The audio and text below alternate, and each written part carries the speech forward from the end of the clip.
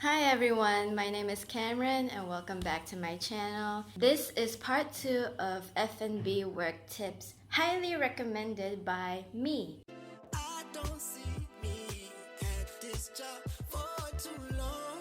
In the last video, part 1, F&B work tips, those tips are highly recommended by my mom, who has worked in F&B for a very long time since she was 17 up until now. So if you haven't watched that video yet, go check it out and come back here so you can listen to what my tips are. I would also like to remind you that I have a community tab now, so if you haven't seen some of my posts yet, which is only like 2 posts, 2 or 3, please go check it out and comment, like, participate in the poll. I think there's 1 poll or 2. Basically, I'll be posting a lot more on the community tab. Once again, I would like to thank my new subscribers who just recently joined this channel. Thank you so much. Please let me know in the comments below why you joined and what other kind of topics you would like me to talk about in the near future. Anyways, here are 3 work tips in the F&B industry that I recommend to many young people.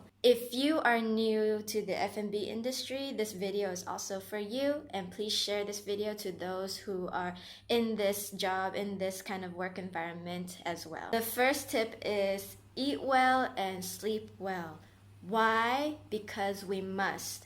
It is a very stressful job, just like any other job. We all have a bad habit of using our phones before we go to sleep, so it is time to actually stop doing that. Let's say that you just finished your shift, you're ready to go home, and you go home, you take a shower, you eat, you go to sleep, but you don't really go to sleep because you have your phone in your face. And as you keep scrolling, you are losing sleep. This actually makes you more tired, and I've been in this situation before. And when I had to wake up for my morning shift, I'm super cranky, agitated, and tired. I would like to give the solution of eating well first. There is a solution to eating a more balanced diet. Let's say you like to eat noodles a lot, and when you get home, you're ready to cook another batch of noodles. Where I'm from, we eat a lot of noodles. We tend to eat a lot of processed carbs like rice, noodles. Most of the time, this is what we can afford. What I recommend is add vegetables and an egg. The veggies I like to use are green beans, okras, tomatoes, and sometimes I like to switch it up with just mushrooms. Sometimes you don't have to cook the veggies. For example, I would just cut tomatoes and drizzle with some pepper, and then that's it. Just eat it as it is. And the solution to sleeping well is that you already know how tired you are, so don't hurt yourself more by scrolling through your phone and looking at videos. As soon as you eat, you take a shower, you dry yourself, you get on the bed, start stretching. Stretch your body, set up your alarm, and go straight to sleep. If you're not used to that kind of routine, it will be a bit difficult in the beginning, but once you get in the habit of that, you will sleep nicely, peacefully, and wake up really fresh. Do not waste your hours scrolling through your phone, because you will need the energy for your next shift, especially if you have a morning shift. Be disciplined with your bedtime routine. The next tip is do an exercise routine and do feet rehabilitation. Guys, girls, you must take up an exercise routine, even for just 5 minutes. It's worth it. You will feel pumped up before your shift. One of the reasons why we get so agitated in general, even at work, is that we don't work out.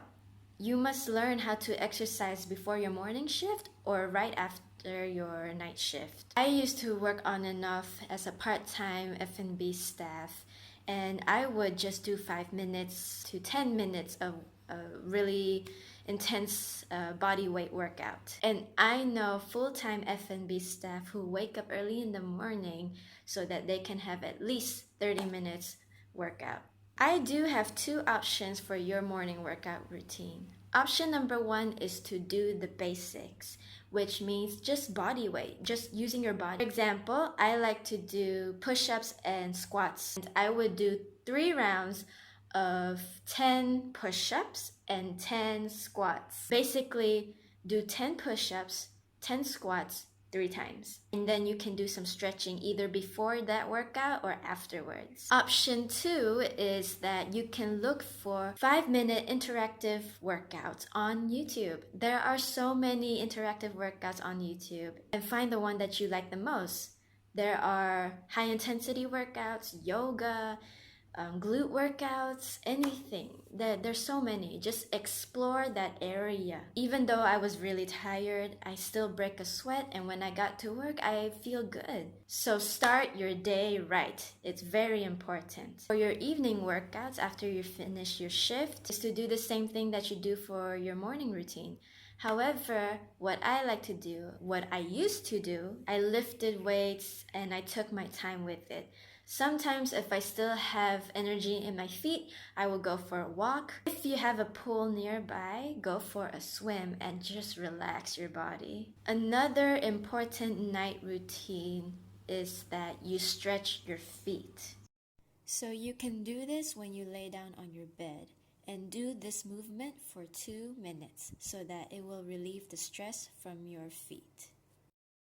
You can also soak your feet in warm water, which releases stress, but I'm too lazy to do that, so I do this instead. And the next tip is meditate and pray. Why? Because it's stressful, like I said in the beginning. If you work as the waitress or somebody at the front, you have to stay composed as much as possible, and that can be very hard to do, especially if you're quite impulsive with your emotions. I remember I had a serious conversation with my boss at the time, and he asked me, why do I even pray? I really wanted to say, well, because of all the BS that's happening here, all the BS that you're giving me. But I did not say that. I pray because I believe in God. I pray so that I do not make silly decisions or I don't do stupid stuff when I'm in the moment of anger, frustration, and there's just too much to even process. I meditate because it brings me peace. I was called to meditate even more so that I can clear my head and I can be at peace when there's chaos happening around me. Especially during hours that are quite busy, you will need that peace so that you can do what you need to do and be able to manage everything that's happening around you. And I highly recommend meditating and praying. Even if you're not religious, you don't have to be. Just say some positive affirmations to yourself. Tell yourself to calm down. Tell yourself to, this is temporary. I am not my emotions. As they say, don't take things personally because it's not always about you.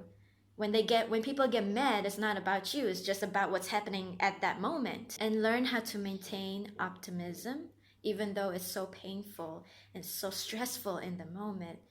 Please learn how to do this because in the long run, it will benefit you. You'll live a more peaceful, happy life. And that is what I wish for everybody. I'm doing this myself even. So that's part 2 of F&B work tips for you. Even though you're not in F&B, you're in any kind of job, you're in any kind of industry, I do recommend you to practice these healthy habits. Sometimes I fall off of it too, and then I get back up again and reset and do it all over again, and that's fine. That's how you know you're willing to better yourself and to better your performance at work. So I hope you enjoyed today's video. Let me know what you think about it in the comments below, and I'll see you in my next one. Bye bye.